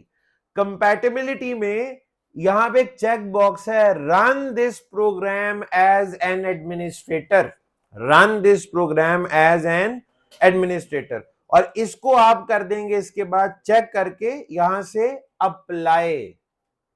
इसके बाद क्या मैं कर देता हूं, ये मैंने अप्लाई कर दिया, और उसके बाद ओके, अप्लाई एंड ओके। अब क्या होगा, अगर मैं सिंपल डबल क्लिक करके भी इसको चलाऊंगा तो ये रन एज एडमिनिस्ट्रेटर ही होगा। क्या किया जी मैंने, एक तरीका राइट क्लिक और यहां से रन एज एडमिनिस्ट्रेटर कर दें। दूसरा, अगर याद ना रहे तो प्रॉपर्टीज, राइट क्लिक करके प्रॉपर्टीज, प्रॉपर्टीज के बाद कंपैटिबिलिटी, कंपैटिबिलिटी में चेक बॉक्स को चेक कर देना है, run this program as an administrator. जो गलती होती है जल्दी में आप ओके कर देते हैं, अप्लाई करना भूल जाते हैं, तो चेक करके अप्लाई करने, देन ओके, चेक करके अप्लाई करने, देन ओके, ठीक है जी। उसके बाद ये आपको प्रॉब्लम फेस नहीं करनी पड़ेगी, और ये बड़ा जरूरी है, ये बड़ा जरूरी। उसकी मैं एक मिसाल आपको दे देता हूं, ये नहीं करेंगे तो क्या इमीडिएटली आने वाले दिनों में आपको क्या प्रॉब्लम फेस करनी पड़ेगी। GNS3 में एक वर्चुअल लैब भी बनेगी ना, रियल हार्डवेयर तो नहीं है ना, वर्चुअल राउटर होंगे सारे, लेकिन iOS का इमेज असली वाला होगा। हार्डवेयर आपके लैपटॉप का इस्तेमाल हो रहा होगा लेकिन iOS रियल होगा, ठीक है जी। तो आपकी वर्चुअल डिवाइसेस होंगी सारी, पूरी लैब ही वर्चुअल बनेगी। क्या हम GNS3 में जो वर्चुअल लैब है उसको अपने किसी फिजिकल लैब सेटअप के साथ या फिजिकल डिवाइसेस के साथ कनेक्ट कर सकते हैं? यानी आप कहें जी राउटर GNS3 में चला लेते हैं और जो स्विचेस हैं वो रियल वाले हम इस्तेमाल कर लेंगे। तो रियल स्विचेस को GNS3 के वर्चुअल राउटर से क्या कनेक्ट किया जा सकता है? बिल्कुल किया जा सकता है। और इस फीचर के लिए, ये बड़ा इंटरेस्टिंग फीचर है, और इस फीचर के लिए हमें किस चीज की जरूरत पड़ेगी, इसको रन एज एडमिनिस्ट्रेटर चलाना पड़ेगा, परमिशन रिक्वायर्ड होती हैं, नहीं करेंगे तो ये काम नहीं करेगा। तो आने वाले एक आधे लेक्चर के अंदर ये काम एक होने वाला है जिसके लिए इसकी जरूरत है, तो आप आदत ही बना लें इसकी, ठीक है। यानी ये भी पॉसिबल है, एक फिजिकल राउटर यहां पड़ा हुआ है और एक राउटर GNS3 के अंदर चल रहा है, क्या इन दोनों को कनेक्ट किया जा सकता है? यस, दैट इज पॉसिबल, ये हो सकता है। तो ये बड़ा इंटरेस्टिंग काम है। क्या ये आप लोग भी करेंगे, हम भी करेंगे? बिल्कुल करेंगे जी, ठीक है जी। अच्छा, अब एक और चीज, क्या आप अपने ही लैपटॉप, आपका लैपटॉप रियल है ना, हार्डवेयर है, क्या हम अपने ही लैपटॉप को GNS3 में चलने वाले राउटर से या स्विच से कनेक्ट कर सकते हैं? बिल्कुल कर सकते हैं। क्या ये भी आप सीखेंगे? ये भी आप सीखेंगे। ये बड़ी इंटरेस्टिंग चीज है। उनके साथ ही पता है फिक्र क्या आपको पड़ जाती है, आपके पास तो यहाँ राउटर पड़ा हुआ है, और ऑनलाइन वालों को भी, कि आपके पास तो यहाँ हार्डवेयर है, आप सारा काम यहाँ पे कर सकते हैं। हमने घर में जब लैब करनी है तो हमारे पास ही सारा कुछ कहां से आएगा? आपके पास एक लैपटॉप या डेस्कटॉप होना चाहिए, बस आप सारे काम कर सकते हैं, ठीक है जी। तो आप अपने फिजिकल लैपटॉप को ही GNS3 के अंदर चलने वाले राउटर के साथ भी कनेक्ट कर सकते हैं। रियल आपका लैपटॉप होगा और अंदर GNS3 का वर्चुअल राउटर होगा जिसमें इमेज सिस्को का या iOS रियल वाला चल रहा होगा। तो ये सारी चीजें जो आप अनकरीब सीख जाएंगे, लेकिन इससे पहले सीधा सीधा GNS3 तो चलाना पहले सीख ले, और वो चलेगा तब जब वो इंस्टॉल होगा, ठीक है जी। तो इंस्टॉलेशन आप लोगों ने करनी है, वो आपकी रिस्पॉन्सिबिलिटी है। उसमें कोई मसले मसाइल आते हैं आप जरूर डिस्कस करें। जो लोग यहाँ कैंपस में आ रहे हैं, ठीक है, आप तो यहाँ पे जवाद साहब के पास ले आए अपना लैपटॉप, वो मौके पे आपका जो भी इशू है वो रिजॉल्व कर लेंगे। वैसे काफी मसले तो आप में से अक्सर लोगों के मेरी बातें सुन के भी हल हो गए होंगे, बाकी जो है वो फिर जवाद साहब देख लेंगे। इंस्टॉलेशन खुद करनी पड़ी तो कर लेंगे। ऑनलाइन में अगर कोई बंदा, हाँ, इस लाहौर शहर के अंदर ही रहता और आप यहाँ पे आ सकते हैं तो आप आगे मसले हल करा लीजिएगा, वरना फिर हम कोशिश करेंगे व्हाट्सएप पे आपको जितनी हेल्प की जा सके हम आपकी हेल्प करेंगे। चलें जी, अगला टॉपिक जो है वो शुरू करते हैं, लेकिन ये पहला टॉपिक जो आपको अभी करवाने जा रहा हूं ये तो आपके सिस्को पैकेट ट्रेसर पे ही हो जाएगा, ठीक है। इसका थोड़ा सा बैकग्राउंड आपको दे देता हूं। लेट से आप जब कहीं जॉब के लिए जाते हैं तो दो सिनेरियोज हो सकते हैं। एक ऐसा जहां पे अभी नेटवर्क नया बनना है पूरा जीरो से, इसको हम अपनी नेटवर्क डिजाइन की जुबान में कहते हैं green field. Green field, green field वो होती है जहां पे स्क्रैच से सब कुछ आप नहीं बनाना है, आपको हायर ही इस काम के लिए किया गया है, पहले से नेटवर्क एग्जिस्ट नहीं कर रहा, तो ये ग्रीन फील्ड होती है। और एक होती है ब्राउन फील्ड। ब्राउन फील्ड ये होती है नेटवर्क ऑलरेडी एग्जिस्ट कर रहा है, आपने उसी को मेंटेन करना है या उसी में आपने कुछ नई इंटीग्रेशंस करनी है, उसको एक्सपैंड करना है, ठीक है। तो ये दो तरह के सिनेरियोज हो सकते हैं, या आपको ग्रीन फील्ड मिलेगी या आपको ब्राउन फील्ड मिलेगी, ग्रीन फील्ड मिलेगी या ब्राउन फील्ड मिलेगी, ठीक है। अच्छा, अब उसमें दोनों सूरतों में आप नेटवर्क को समझ तभी सकते हैं, बिल्ड तभी कर सकते हैं जब आपके पास नेटवर्क की डायग्राम हो। नेटवर्क डायग्राम होगी तो ही आप एक नेटवर्क बनाएंगे। ये तो हमने सीखा पिछले दिनों भी, डिजाइन बना हो तो उसको फॉलो करते हुए इंप्लीमेंटेशन बड़ी आसान हो जाती है। पहले ही पता होता है 3 राउटर है, इसका ये इंटरफेस यूज करना है, आप अपनी पूरी प्लानिंग पूरी तैयारी उस डिजाइन के लिहाज से करते हैं। और अगर एक नेटवर्क ऑलरेडी पहले से बना हुआ है और आपने उस कंपनी को अभी ज्वाइन किया है, तो आप उस नेटवर्क की मैनेजमेंट तभी कर सकते हैं जब आपको नेटवर्क की समझ आएगी, और नेटवर्क को समझने के लिए नेटवर्क डायग्राम से बेहतर चीज तो नहीं हो सकती। अब आपके साथ समझे हुआ ये है कि पुराना एडमिनिस्ट्रेटर जो था ना, उसको लेट से दुबई से या सऊदीया से बड़ी अच्छी जॉब ऑफर आई और उन्होंने उसको कहा भाई 2 हफ्ते में पहुंचे, वीजा शीजा भेज दिया। उस भाई ने कहा इससे अच्छा क्या हो सकता है, वो निकल गया और उसने वहां से जाके ईमेल कर दी पुरानी कंपनी में कि आपको इत्तला दी जाती है कि मैं अब आपके साथ नहीं। आपने अपना एक कीमती सरमाया खो दिया। मैंने आपको बड़ा समझाया था लेकिन आपको समझ नहीं आई। मैं अब दुबई आ चुका हूं और मैंने फलां कंपनी ज्वाइन कर ली है, मेरी तरफ से अल्लाह हाफिज, ठीक है जी। प्रॉपर तरीका तो ये नहीं है, प्रॉपर तरीका ये अब 1 महीने का नोटिस पीरियड है या जितना भी उस कंपनी की पॉलिसी के मुताबिक आप वो नोटिस पीरियड नोटिस देते हैं, वो टाइम पूरा करते हैं और ये बड़ा इंपॉर्टेंट टाइम होता है। इसका मकसद ये होता है कि उस दौरान एक नया बंदा हायर किया जाएगा, आप सारा डेटा उसे हैंड ओवर करेंगे, उसे जिस चीज की ट्रेनिंग की जरूरत है आप उसे ट्रेनिंग देंगे, पूरे नेटवर्क को समझाएंगे और प्रॉपरली हैंड ओवर करके आप जाएंगे। अब वो नए बंदे आप थे और पुराना एडमिनिस्ट्रेटर आपको कुछ बताए और समझाए बगैर निकल चुका था, भाग गया था और आपको गोली करा गया था और आपको हायर कर लिया गया वहां पे। अब आप जो है वो टकरे मार रहे हैं जगह जगह जाके, मैं करूं क्या, मैंने करना क्या है भाई, यहाँ पे ये बताओ राउटर कहाँ पे, दरवाजे खोल खोल के ढूंढ रहे हूँ, राउटर कहाँ लगे हुए जी आपके, स्विच भी लगे हुए कि नहीं लगे हुए, ठीक है जी। है क्या आपके नेटवर्क में, नेटवर्क डिवाइसेस कौन सी इस्तेमाल कर, सोचे ना, इमेजिन करें आप ऐसे चले गए नेटवर्क एडमिनिस्ट्रेटर हैं आप और सारा नेटवर्क संभालें, कैसे संभालूं मैं जाके, डिवाइसेस किधर है तुम्हारी, नेटवर्क है क्या, डिजाइन क्या है, ब्रांचेस कितनी है, कुछ समझ नहीं आएगी बगैर डायग्राम्स और डॉक्यूमेंटेशन के, ठीक है। अब आप दराज खोल रहे हैं, चीजें निकाल रहे हैं और समझ कुछ नहीं आ रही, ठीक है जी। फिर आपको एक बंदा कहता है यार वो एक कमरा है इधर उधर ना कुछ डिवाइसेस पड़ी हुई हैं, ये पुराने एडमिनिस्ट्रेटर बार बार उधर जाके तारे ऊपर नीचे करता रहता है, जाके देख लो। आप वहां पहुंचते हैं तो एक कैबिनेट नजर आती है आपको, मटियो मटी, समझ ही कुछ नहीं आ, सामने खड़े, अब आप कहते हैं यार चलो डिजाइन बनाता हूँ, कॉपी पेंसिल आपने पकड़ी और सामने खड़े होकर डायग्राम बनाने की कोशिश कर रहे हैं। और ये जो नेटवर्क डायग्राम्स होती हैं, मतलब ये जो रैक्स होते हैं ना, जिनमें मैंने दिखाया हुआ आप लोगों को रैक से क्या, कई बार मैं आपको ये अपने सिस्को लैब के अंदर जो रैक है उनकी शक्ल दिखा चुका हूँ। वो शुरू में बड़े नीट एंड क्लीन होते हैं लेकिन वक्त के साथ साथ उनकी शक्ल बिगड़ चुकी होती है। कौन सी तार, बड़े बड़े नेटवर्क के अंदर यही होता है, शुरू में बड़ी जबरदस्त किस्म की केबलिंग हुई होती है, प्रॉपरली केबल को मैनेज किया गया होता है, तस्वीरें खींच रहे होते हैं, सेल्फियां खींच खींच के लगा रहे होते हैं अपने सोशल मीडिया पर, लेकिन over the period of time उसकी शक्ल वैसी रहती नहीं है। जब मुसीबत बढ़ती है ना तो तारों की उखाड़ पिछाड़ होती है, बस आपको होता है चल जाए किसी तरीके से, खूबसूरती इसकी बाद में देखी जाएगी, ठीक है जी।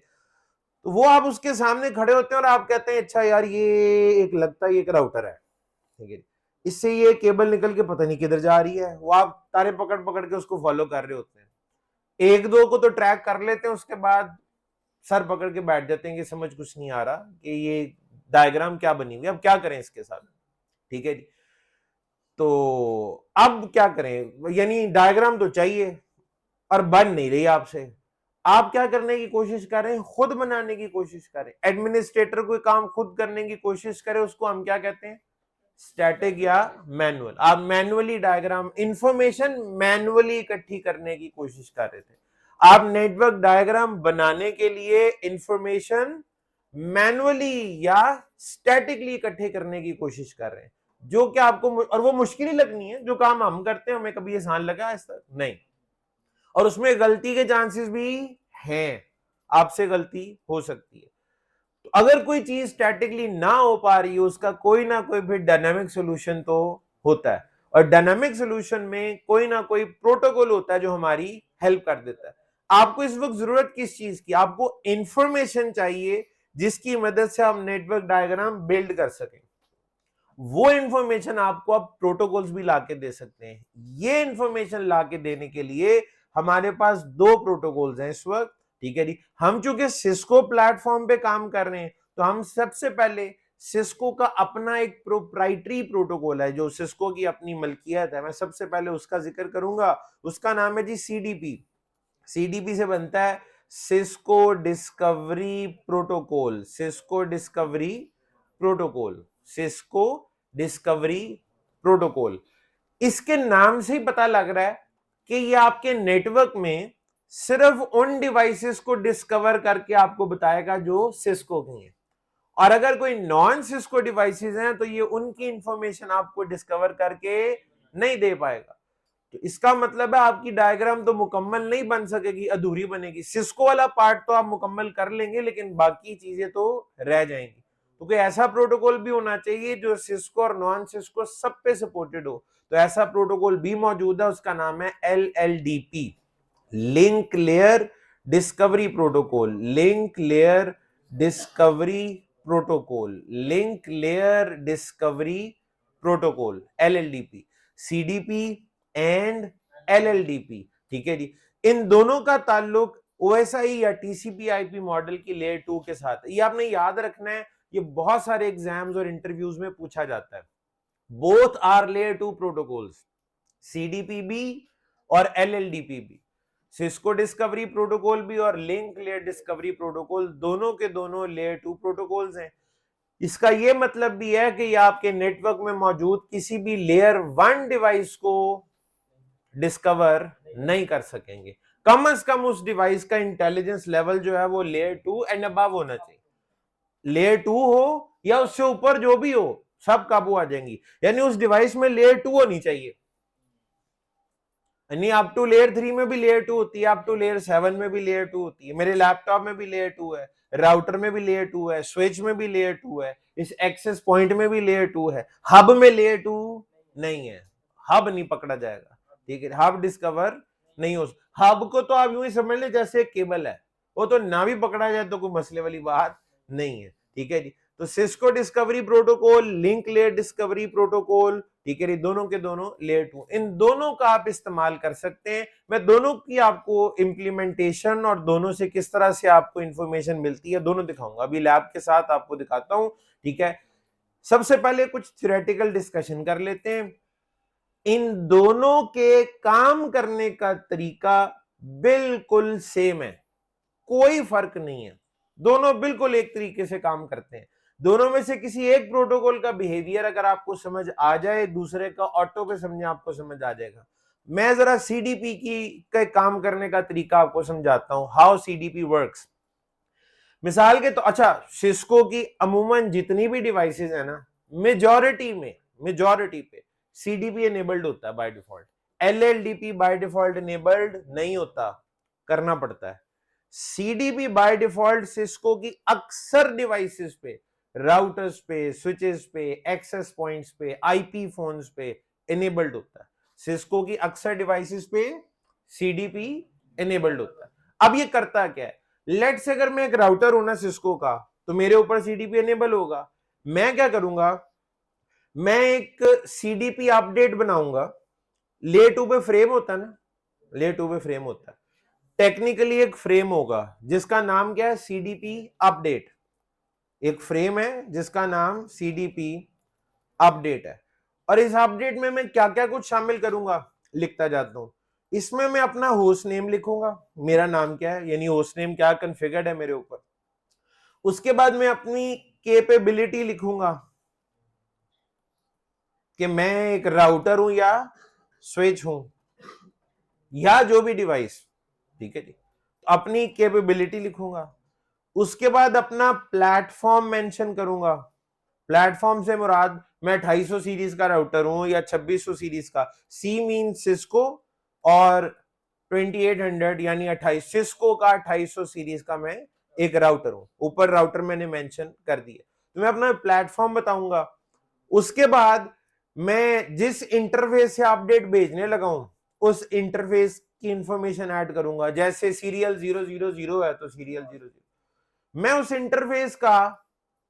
इंटरफेस का जो सोर्स बन रहा है, जहां से मैं अपडेट भेजने लगा हूं, आईपी एड्रेस मेंशन करूंगा। वो कुछ भी हो सकता है, ठीक है। थोड़ा सा इसका फॉन्ट छोटा कर देते हैं ताकि ये पेज पे सेट हो जाए, और कलर भी चेंज कर लेते हैं, हेडिंग से थोड़ा सा मुख्तलिफ दिखना चाहिए। सीडीपी अपडेट में क्या क्या कुछ आ चुका है, host name, capability, platform, interface, interface IP address, plus इसके साथ साथ आईओएस वर्जन। मेरे ऊपर सिस्को का जो ऑपरेटिंग सिस्टम चल रहा है उसका वर्जन कौन सा है, ठीक है। मेरे ऊपर सिस्को आईओएस का, जिस तरह विंडोज 10 विंडोज 11 ये वर्जन है ना, इसी तरीके से सिस्को आईओएस के भी वर्जन हैं। तो मेरे ऊपर सिस्को आईओएस का एग्जैक्टली कौन सा वर्जन चल रहा है, इसको भी मैं शामिल कर दूंगा किसमें, सीडीपी अपडेट में, सीडीपी अपडेट। और ये वाली अपडेट हर 60 सेकंड के बाद, ये अपडेट हर 60 सेकंड के बाद मैं मल्टीकास्ट करूंगा। ये अपडेट हर 60 सेकंड के बाद मल्टीकास्ट करूंगा। सीडीपी अपडेट जो है ना, वो हर 60 सेकंड के बाद, यानी इट्स पीरियोडिक। सीडीपी अपडेट क्या है, ये पीरियोडिक होती है। सीडीपी अपडेट पीरियोडिक है, आफ्टर एवरी 60 सेकंड्स, ठीक है जी। ये सीडीपी अपडेट में मल्टीकास्ट करूंगा। सीडीपी अपडेट मल्टीकास्ट होती है आफ्टर एवरी 60 seconds।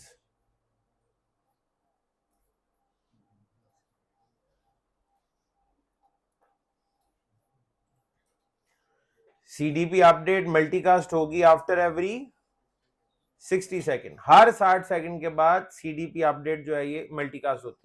अच्छा, ये मल्टीकास्ट आईपी यूज करेगी या मल्टीकास्ट मैक, सोच के जवाब देना है। मल्टीकास्ट आईपी यूज होगा या मल्टीकास्ट मैक। मैक क्यों, सीडीपी एक लेयर 2 प्रोटोकॉल है और सीडीपी अपडेट एक फ्रेम है, तो फ्रेम तो मैक पे फॉरवर्ड होता है, तो मल्टीकास्ट मैक यूज होगा। ये मैक जो इस किस्म के है ना, ये आमतौर पे याद यूद कोई नहीं रहा करते। महज इत्तेफाक की बात है, मुझे सीडीपी का मैक याद है, मैं आपके सामने लिख देता हूं, ठीक है जी, कि वो कौन सा मैक एड्रेस है जिसके ऊपर ये अपडेट भेजी जाती है। That is 00100C CC CC।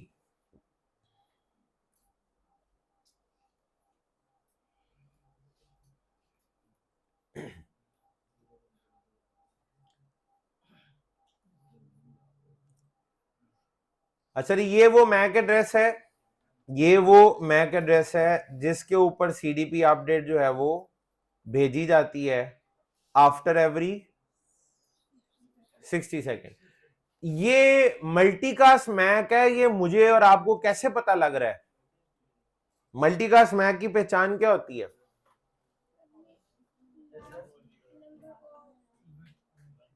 Multicast Mac का कैसे पता लगता है, हमें कैसे पता है कि ये मल्टीकास्ट मैक ऑड नंबर है, कौन सा, पहली बाइट की 8वीं बिट 0 हो तो यूनिकास्ट, 1 हो तो मल्टीकास्ट। दूसरा तरीका, सेकंड हेक्साडेसिमल नंबर अगर इवन है तो यूनिकास्ट, ऑड है तो मल्टीकास्ट। अब इसका सेकंड हेक्साडेसिमल नंबर ये है 1, जो कि ऑड है, इसका मतलब है कि ये मल्टीकास्ट एड्रेस है। दूसरा एक चीज आप याद रखिएगा कि ये वाला जो वेंडर कोड है, याद है ये वेंडर कोड होता है OUI, ऑर्गेनाइजेशनली यूनिक आइडेंटिफायर, इसको वेंडर कोड भी कहते हैं। ये सिस्को का वेंडर कोड है और ये 01000 CB है और 00000 CB है। अच्छा, अगर ये इधर 1 की जगह 0 हो जाए, इधर 1 की जगह 0 हो जाए तो ये क्या बन जाएगा? यूनिकास्ट। और ये सिस्को का यूनिकास्ट वाला वेंडर कोड है। पहले 6 हेक्साडेसिमल वेंडर कोड के होते हैं और आखिरी 6 जो है वो यूजर कोड होता है। ये वाला मल्टीकास्ट मैक एड्रेस पता है क्या डिफाइन करता है? यहां पे मैं लिख रहा हूं, इसका मतलब क्या है? इस वाले मल्टीकास्ट मैक का मतलब क्या है? Group of all Cisco devices. ये मैक क्या बता रहा है? Group of all Cisco device. इसका मतलब है सिस्को की हर डिवाइस का मैक ये होता है। आप इस मैक के ऊपर कोई फ्रेम भेज दें, वो किसके पास जाएगा? सिस्को की तमाम डिवाइसेस के पास जो कनेक्टेड है। कनेक्टिविटी तो शर्त है, जो कनेक्टेड है तमाम कनेक्टेड सिस्को डिवाइसेस की तरफ आपका ये फ्रेम पहुंच जाएगा।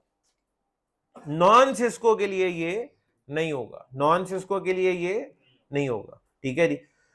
तो इसमें होता ही है कि हर राउटर के ऊपर सिस्को के हर राउटर के ऊपर CDP एनेबल्ड होगा। तो हर राउटर क्या कर रहा होगा? हर 60 सेकंड के बाद अपनी ये सारी इंफॉर्मेशन इकट्ठी करके क्या कर रहा है? मल्टीकास्ट कर रहा है, अपने साथ तमाम कनेक्टेड सिस्को डिवाइसेस की तरफ ये इंफॉर्मेशन भेज रहा है। ठीक है, जिसका नतीजा क्या निकलता है वो समझने के लिए मैं कल वाली डायग्राम जो हमने मिलकर बनाई थी पैकेट ट्रेसर में, जिसमें 3 राउटर्स थे, जिसको मैंने वो स्क्रिप्ट चला के फकी चला के जल्दी से कॉन्फ़िगर कर लिया था। ठीक है जी, वो डायग्राम मैं ऑन करता हूं आपके सामने जी, ओपन। और ये अखुवत लैब 2 ये हमने बनाई थी, ये मैंने एक्सेस कर ली है। इसमें मैंने आपको कहा था IP कॉन्फ़िगर करके और लिंक अप करके मैंने सेव कर ली है, लेकिन उसके बाद जो कुछ भी मैंने किया था स्टैटिक राउटिंग वगैरह वो मैंने सेव नहीं किया। ठीक है जी, क्योंकि हर रोज का मेरा टास्क अलग होगा। यानी एक दिन स्टैटिक राउटिंग किया तो किसी दिन डायनामिक राउटिंग भी करनी है, किसी दिन सिर्फ डिफॉल्ट राउटिंग से भी काम चल सकता है। ठीक है जी, तो लिहाजा मैं वो इंफॉर्मेशन जो है ना वो सेव नहीं करता जो हर रोज चेंज होनी हो। अच्छा, अब मिसाल के तौर पे ये वो मेरा रैक था जिसमें ये डिवाइसेस लगी हुई थी बड़े बेहंगम तरीके से। मैंने कहा यार चलो कोई बात नहीं, जॉब तो मिल गई, आप छोड़ के तो नहीं भाग जाना। ठीक है जी, तो कुछ ना कुछ तो हाथ पैर मारने पड़ेंगे, मैं भी आखिर नेटवर्क एडमिनिस्ट्रेटर हूं, मजाक थोड़ी है। ठीक है जी, आपने लैपटॉप निकाला, ठीक है जी, और आपको बताया गया था कि एक कंसोल केबल आपके पास होनी चाहिए। अव्वल तो आप पहले जाकर रौला डाल देंगे, लैपटॉप दो मुझे, मैं नेटवर्क एडमिनिस्ट्रेटर रखा है आपने मुझे, मजाक थोड़ी है। ठीक है जी, तो जाहिर है अगर आपकी कंपनी की पॉलिसी है तो आपको कंपनी से लैपटॉप भी मिल सकता है, लेकिन आप फिलहाल तो अपना लैपटॉप जाके निकालेंगे।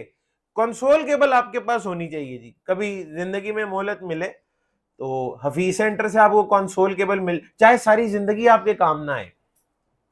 ठीक है, होनी चाहिए। और ये हो नहीं सकता कि अगर आप एक नेटवर्क इंजीनियर की जॉब करने मार्केट में निकल ही गए और आप एक नेटवर्क एडमिनिस्ट्रेटर बन गए और आपको जरूरत ना पड़े, तो आपके पास होनी चाहिए।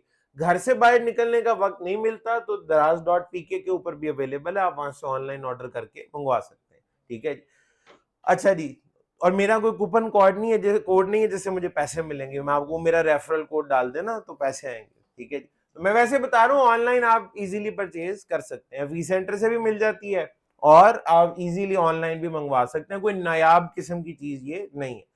तो आपने जनाब क्या किया, लैपटॉप ऑन किया, कंसोल लगाई, सिक्योर CRT आप लोगों के पास चल रहा होगा पहले से, वो आप इंस्टॉल कर। अच्छा जी, अब वक्त आ गया है कि वो जो टर्मिनल एप्लीकेशन थी ना, पटी, सिक्योर CRT, हाइपर टर्मिनल, वो भी अब आपको चाहिए, अब वो भी आपको इंस्टॉल करनी है। अब तक सिर्फ क्या था आपकी जिंदगी में, पैकेट ट्रेसर का 6.2 वर्जन। अब बात आगे बढ़ने लगी है, GNS 3 में जब आप एक राउटर चलाते हैं ना तो उसको एक्सेस करने के लिए आपको टर्मिनल एप्लीकेशन की जरूरत है। ठीक है जी। GNS3 जब आप ये ध्यान से सुनिएगा, जब आप GNS3 इंस्टॉल करते हैं ना, तो बाय डिफॉल्ट उसमें सोलर पटी नाम की एप्लीकेशन है वो इंस्टॉल हो जाती है। अच्छा, ये अब ध्यान से सुन भी लें और इस पे जरा तवज्जो से इंस्टॉलेशन के टाइम पे गौर कीजिएगा। जब आप GNS3 इंस्टॉल कर रहे होते हैं ना, तो आपके सामने बहुत सारी एप्लीकेशंस आती हैं, चेक बॉक्सेस होते हैं। हो सकता है मैंने अपनी इंस्टॉलेशन के दौरान सोलर पट्टी को अनचेक कर दिया हो, क्योंकि मेरे पास सिक्योर CRT चल रहा था। आपके पास तो नहीं चल रहा अभी, तो आपने उसे अनचेक नहीं करना, आप सोलर पट्टी साथ में फ्री में इंस्टॉल हो जाएगा, वो इंस्टॉल कर लें, सोलर पट्टी को इंस्टॉल कर लें। सोलर पट्टी भी क्या है, एक टर्मिनल एप्लीकेशन है जैसे सिक्योर CRT है। तो आप जब GNS3 में राउटर को ऑन करेंगे, जस्ट उस पर डबल क्लिक करेंगे तो वो सोलर पट्टी में आपका वो राउटर एक्सेस हो जाएगा। आपको किसी और एप्लीकेशन की जरूरत नहीं है। अगर आप चाहें, जो कि अभी तो नहीं, कुछ अरसे बाद आप चाहना शुरू हो जाएंगे कि मेरी तरह आप लोग भी सिक्योर CRT इस्तेमाल करें, या आपको फौरी तौर पे यकीन भी नहीं आएगा। जब मैं आपको सिक्योर CRT के शस्के दिखाऊंगा कुछ दिनों बाद, तो आप कहेंगे ये तो हमारे पास भी होना चाहिए। तो ऑलरेडी आपके पास है, उसकी इंस्टॉलेशन की वीडियो भी है, तो वो इंस्टॉल आप नहीं करना है, मैं आपके घर आके इंस्टॉल तो नहीं आपको करके दे सकता, ये काम तो आपको खुद करना है। तो आप सिक्योर CRT भी वीडियो देख के, उसका सेटअप आपके पास मौजूद है, वो भी इंस्टॉल कर लीजिएगा। GNS3 के साथ साथ सिक्योर CRT भी आप इंस्टॉल कर लेंगे। तो आप कहां फंसे हुए थे, नई नई जॉब थी, पहला दिन था, लैपटॉप खोल लिया है, कंसोल निकाल लिया है, सिक्योर CRT चला लिया है। रैक में जो तरतीब से पहली डिवाइस आपको नजर आई है, आपने कहा चलें जी मैं कंसोल इस पे लगाता हूं और यहां से शुरुआत करते हैं। आपने कंसोल केबल लगाई। अब यहां पे दो सूरत हाल हो सकती हैं, या तो यूजर नेम पासवर्ड लगा होगा तो आप फिर फंस जाएंगे, ठीक है जी, या खाली पासवर्ड लगा होगा तो फंस जाएंगे, ना लगा हुआ तो बचत हो जाएगी। तो अगर तो पासवर्ड है और यूजर नेम पासवर्ड है और आपको मिल तो आप वो सकता नहीं, क्योंकि जाने वाला जा चुका है, वो आपको बता के भी नहीं गया, ठीक है। तो आज ही के लेक्चर में इंशाल्लाह अब से थोड़ी देर बाद पासवर्ड रिकवरी का हम जिक्र करते रहे हैं। हमने इस तरह से किया था कि अगर आप कोई पासवर्ड भूल जाए तो क्या होगा, तो मैंने इसका आपको जवाब दिया हुआ है, कोई टेंशन की बात नहीं है, पासवर्ड अगर भूल जाए तो रिकवर हो सकता है। तो आज हम ये भी सीख लेंगे कि पासवर्ड रिकवर किस तरीके से किया जा सकता है।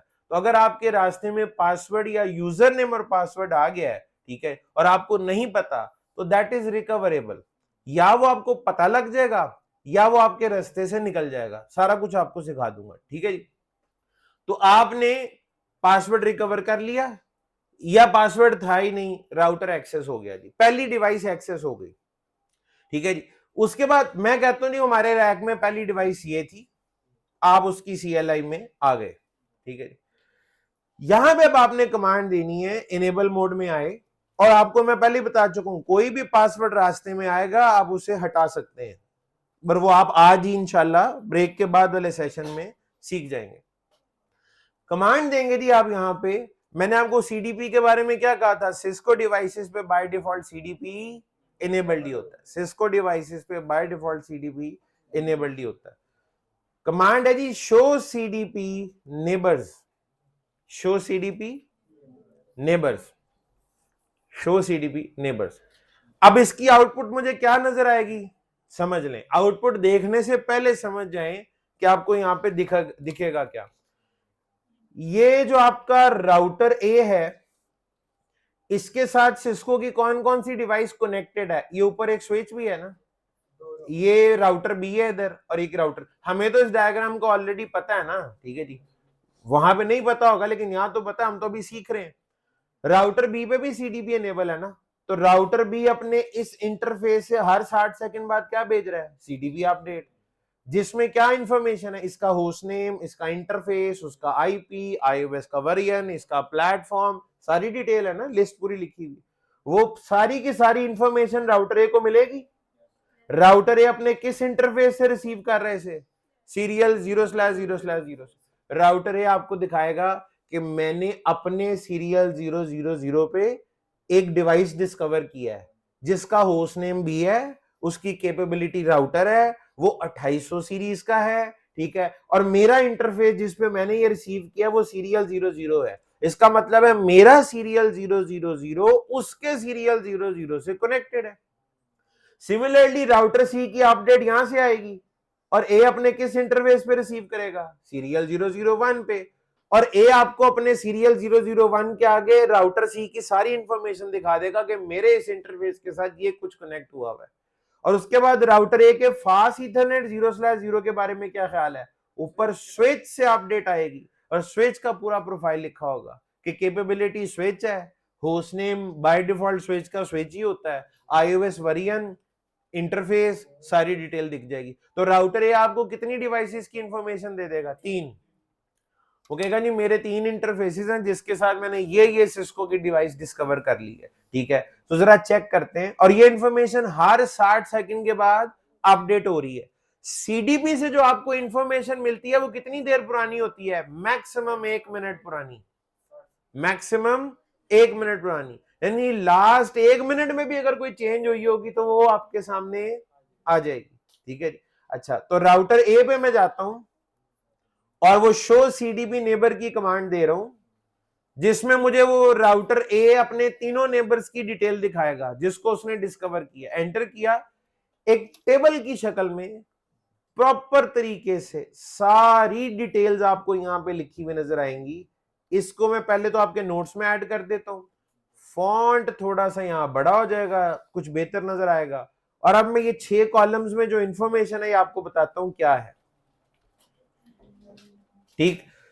सबसे पहले डिवाइस आईडी, ठीक है, वो होस्ट नेम्स, वो कहता है एक डिवाइस है उसका होस्ट नेम स्विच है क्योंकि स्विच को हमने कॉन्फ़िगर नहीं किया हुआ। एक वो कहता है सी है और एक कहता है बी है। लोकल इंटरफेस अपना होता है, किसी का होता है, अपना होता है, ठीक है।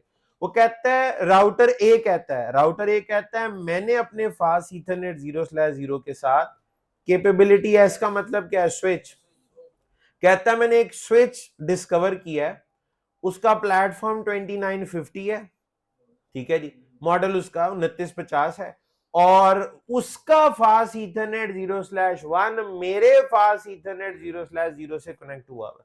स्विच का फास्ट ईथरनेट 0/1 आपके फास्ट ईथरनेट 0/0 से कनेक्ट हुआ। फिर कहता है मैंने अपने सीरियल 001 पे आर यानी कि राउटर डिस्कवर किया है, वो 2800 सीरीज का है, उसका इंटरफेस ये है और उसका होस्ट नेम सी है। फिर कहता है मैंने अपने सीरियल 000 पे एक और राउटर जो है डिस्कवर किया है, वो भी 2800 सीरीज का है और उसका इंटरफेस सीरियल 000 है और उसका नाम बी है। अच्छा, क्या मैं ये डायग्राम ड्रॉ नहीं कर सकता, कर सकता हूं। फास्ट ईथरनेट 0/0, सीरियल 0/0/0, सीरियल 0/0/1, ये सारे के सारे क्या हैं, ये वाले लोकल इंटरफेस, ठीक है जी। ये सीरियल 00 के साथ क्या डिस्कवर किया इसने, बी नाम का एक राउटर, और उसका इंटरफेस भी बता रहा है सीरियल 000 है। इसके साथ क्या डिस्कवर किया इसने, सीरियल 001, ये लिखा हुआ है सीरियल 001। सी नाम का एक राउटर है, वो भी 2800 सीरीज का है। फास्ट ईथरनेट 0/0 पे क्या डिस्कवर किया है, एक स्विच है 2950 सीरीज का, ठीक है जी, 2950, और उसका फास्ट ईथरनेट 0/1 है। क्या वही वाली डायग्राम नहीं बनना शुरू हो गई, बन गई है। लेकिन राउटर ए तो आपको इतनी इंफॉर्मेशन दे पा रहा है ना, जब इसने इंफॉर्मेशन दे दी आप कंसोल निकाल के दूसरी डिवाइस पे लगा लेंगे। जैसे अगर आपके पास राउटर बी है तो कंसोल राउटर बी के साथ कनेक्ट कर लेंगे। फिर राउटर बी क्या इंफॉर्मेशन देगा, राउटर बी आपको अगेन राउटर ए के बारे में भी बताएगा, राउटर बी आपको राउटर सी के बारे में बताएगा, राउटर बी आपको अपने लैन में जो स्विच लगा हुआ है उसकी इंफॉर्मेशन देगा। जैसे जैसे आप डिवाइसेस चेंज करते जाएंगे कंसोल केबल से, आपको आपकी डायग्राम मुकम्मल होना शुरू हो जाएगी। लेकिन सिर्फ वो डिवाइसेस डिस्कवर होंगी जो सिस्को की हैं, नॉन सिस्को डिवाइसेस यहां पे आपको दिखाई नहीं देंगी, ठीक है। अच्छा, अब एक चीज हम यही मानते आए हैं ना, राउटर ए लाहौर वाली ब्रांच है तो राउटर बी इस्लामाबाद वाली ब्रांच हो सकती है, दुबई वाली ब्रांच हो सकती है। आपकी ब्रांच में तो फिर राउटर ए और ये स्विच ही हुआ ना, उसके अलावा आपके रैक में यूपीएस लगा हो सकता है, आपके रैक में आपका सीपी यानी आईएसपी का जो मॉडेम है वो लगा हुआ हो सकता है, ठीक है जी। आपका कोई सर्वर है वो आपके रैक में हो सकता है, कैमरास का जो डीवीआर होता है वो हो सकता है वो लगा हो, ये सारी चीज आपके रैक में होंगी। तो बाकी की डायग्राम तो लोकल ब्रांच में नहीं है, यानी राउटर भी नजर आ रहा है लेकिन वो पता है कि वो ब्रांच ये नहीं है, वो दूसरी ब्रांच है। तो अब उधर कंसोल निकाल के तो नहीं आप एक्सेस कर सकते, अब आप क्या करेंगे, रिमोट एक्सेस करेंगे। और रिमोट एक्सेस के लिए किस चीज की जरूरत होती है, रीचेबल आईपी एड्रेस चाहिए होता है। आप कहेंगे आप तो कह रहे थे सीडीपी आईओएस का डिटेल भी बताता है, आईपी भी बताता है, वो तो नजर नहीं आ रही यहां पे, वो डिटेल तो यहां पे दिखाई नहीं दे रही। आप डिटेल देखना चाह रहे हैं ना, तो ये जो कमांड आपने अभी दी है शो सीडीपी नेबर्स वाली, इसके आगे एक और कीवर्ड ऐड करें, detail. Show CDP neighbour detail, हर नेबर की डिटेल दिखाना शुरू कर देगा, हर नेबर की डिटेल दिखाना शुरू कर देगा, ठीक है। मिसाल के तौर पे किसी एक को ही पकड़ लेते हैं, ये सी, हमें पहले ही पता है सी इसका नेबर है। अब यहां पे इस तरह से लिख रहा है, कहता है डिवाइस आईडी इस सी, क्या नेबर का आईपी बता रहा है, बिल्कुल बता रहा है। उसका प्लेटफॉर्म पहले भी बता रहा था, अभी भी बता रहा है, पहले लिखा हुआ था आर, यहाँ पे पूरा राउटर लिखा हुआ है, ठीक है जी। आपका इंटरफेस ये है, उसका इंटरफेस आपका लोकल इंटरफेस और रिमोट डिवाइस का इंटरफेस, ठीक है जी। ये होल टाइम में भी एक्सप्लेन करता हूं। उसके बाद आईओएस का वर्जन, कहता रही इसके ऊपर इस राउटर पे नेबर पे ये आईओएस वर्जन चल रहा है, इस iOS वर्जन की क्या खास बात है, अगर आप डिटेल जानना चाहते हैं तो नीचे ही उसने लिंक दिया हुआ है, वो कहता है टेक्निकल सपोर्ट के लिए इस लिंक पे राब्ता करें, क्योंकि हजारों की तादाद में iOS वर्जन हैं, आप सबकी डिटेल याद तो रख नहीं सकते। आ जाए सर, बस आ जाए, ठीक है जी। तो ये सारी की सारी डिटेल जो है ये आपको CDP show CDP neighbour detail के अंदर जो है वो मिल जाएंगी, ठीक है जी। अच्छा जी, अभी ये हमारी एडमिनिस्ट्रेशन की तरफ से आप लोगों के कुछ फॉर्म्स हैं जिनमें कुछ मिसिंग चीजें हैं, काफी सारे लोगों का कल हो गया था, ठीक है, बाकी हम आज कर लेते हैं। आप लोगों की ना इस टाइम पे मैं ब्रेक भी कर लेता हूँ, ठीक है। आप कितना टाइम ले लेंगे, आपका 10 मिनट आप ले लेंगे। भाई वापसी कब तक आप लोग करेंगे, 11:45 कर लें, 12 कर लें, चले जी 12 बजे तक आपकी ब्रेक है। ब्रेक आपकी उसी स्टैंडर्ड टाइम के मुताबिक हो रही है। मैं ऑनलाइन वालों को बता देता हूं, हमारी क्लास में एडमिनिस्ट्रेशन ने कुछ फॉर्म फिल करवाने, जिस वजह से मैं अभी क्लास यहाँ पे रोक रहा हूं। 12 बजे मैं दोबारा रिज्यूम करूंगा, ठीक है जी। 12 बजे हम यहाँ से इंशाल्लाह आगे कंटिन्यू करेंगे।